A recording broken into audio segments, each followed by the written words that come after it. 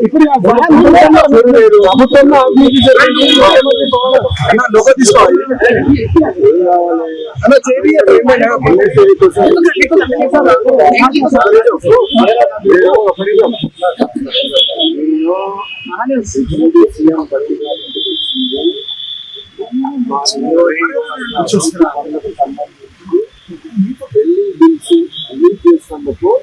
గట్టిగా ఇంటికి రావడం జరిగింది.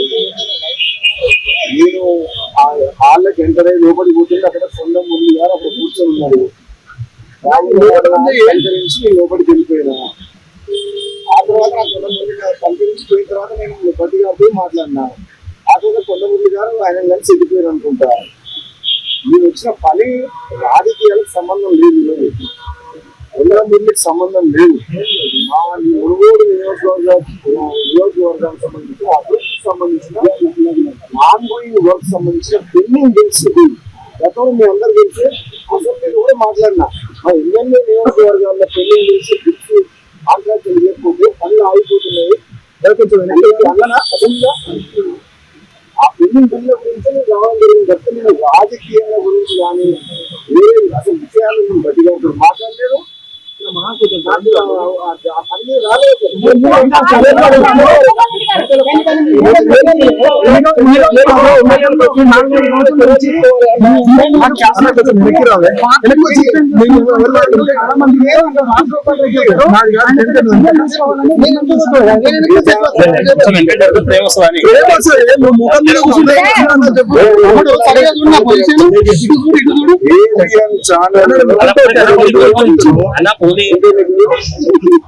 ఏబిఎన్ ఛానల్ కొంచెం ఉల్టా సీదా కథనాలు పెడుతుంది. కొంచెం కొండా సురేఖను కొండా సుష్మితని రాజగోపాల్ రెడ్డి కలిపి కూడా మీరు ఒక స్టోరీ ప్లే చేసింది. ముఖ్యంగా ABN channel Andhra Jyothi paper Telangana media సంస్థ నెలకొల్పి తెలంగాణ లీడర్లను కంట్రోల్ చేయాలని మనం అనుకుంటుందా? అది మూర్ఖత్వం. నాలాంటి వ్యక్తి మీద కథనం ప్రసారం చేయాలంటే 1కి 100 సార్లు ఆలోచించండి. టీవీ ఛానల్ ఉంది కదా అని, పేపర్ ఉంది కానీ ఏబిఎన్ ఛానల్ వాళ్ళు ఏది పడితే కథనాలు పెడితే మర్యాద ఉండదు. మర్యాద దక్కని కూడా చెప్తున్నా మరోసారి.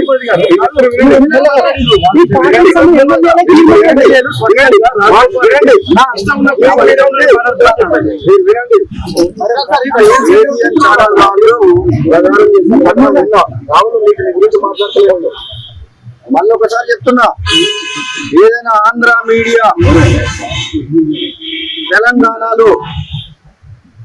తెలంగాణలో నాలాంటి లీడర్లని వాళ్ళ మీడియా ద్వారా కంట్రోల్ చేయాలని వాళ్ళకు అనుకూలంగా కథనాలు చెప్పి ఒక బలమైన నిజాయితీ పరులైన తెలంగాణ ఉద్యమకారులు కాంగ్రెస్ పార్టీ లీడర్లను ఇట్లా కంట్రోల్ చేయాలని వాళ్ళకు అనుకున్న వ్యక్తుల్ని ప్రమోట్ చేసి ఈ ప్రభుత్వంలో వాళ్ళకు బెనిఫిట్ అయ్యే విధంగా ఒక కీలక పాత్ర పోషించి ప్రభుత్వం వెంట నుంచి రాజకీయాన్ని కలలు కంటుందేమో మంచి పద్ధతి కాదు అని చెప్తున్నా ఆంధ్ర మీడియా అందరికీ. మళ్ళీ కూడా చెప్తున్నా, సీరియస్ ఏబిఎన్ ఛానల్ కు మన క్వశ్చన్ ఎడుతున్నా చెప్తున్నా, మర్యాద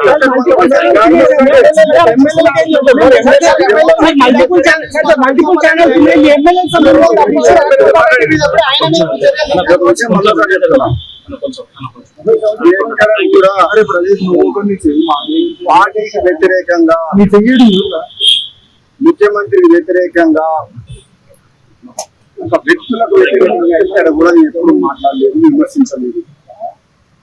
కొన్ని సందర్భాల్లో నిజమైన కాంగ్రెస్ పార్టీ కార్యకర్తలకు అక్కడక్కడ ఎన్నికలప్పుడు వచ్చిన ఇతర పార్టీ వచ్చిన వాళ్ళకి టికెట్ ఇవ్వడం వల్ల గెలిచిన తర్వాత నిజమైన కార్యకర్తలకు, నిజమైన కాంగ్రెస్ పార్టీ గెలిపించిన కార్యకర్తలకు అన్యాయం చేస్తున్నారు. వాళ్ళని కాపాడుకోవాల్సిన బాధ్యత కాంగ్రెస్ పార్టీ రాష్ట్ర నాయకత్వం మీద, నాలాంటి వ్యక్తుల మీద, అధిష్టానం మీద ఉంది అని చెప్తున్నారు. నెంబర్ 1. నెంబర్ 2, ఈరోజు ఏదైనా ఎప్పుడైనా ఏదైనా మాట్లాడినా సరే నేను కాంగ్రెస్ పార్టీ సైనికులుగా రాహుల్ గాంధీ గారు ప్రధానమంత్రి కావడమే మా ఏకైక లక్ష్యం. కాంగ్రెస్ పార్టీని రాహుల్ గాంధీ గారి నాయకత్వంలో బలోపేతం చేసి రెండోసారి అధికారంలోకి తీసుకురావడమే మా ఏకైక లక్ష్యం. ఆ లక్ష్యం వైపు మేము అడుగులు ఉంటాయి, ఆ విధంగా పనిచేస్తాం. కొన్ని సందర్భాల్లో ఏదైనా మాట్లాడినా సరే అది పార్టీ బలోపేతం కోసం మాట్లాడుతా తప్పితే పార్టీ బలహీనపరిచే విధంగా నేను ఎప్పుడు కూడా చేయను.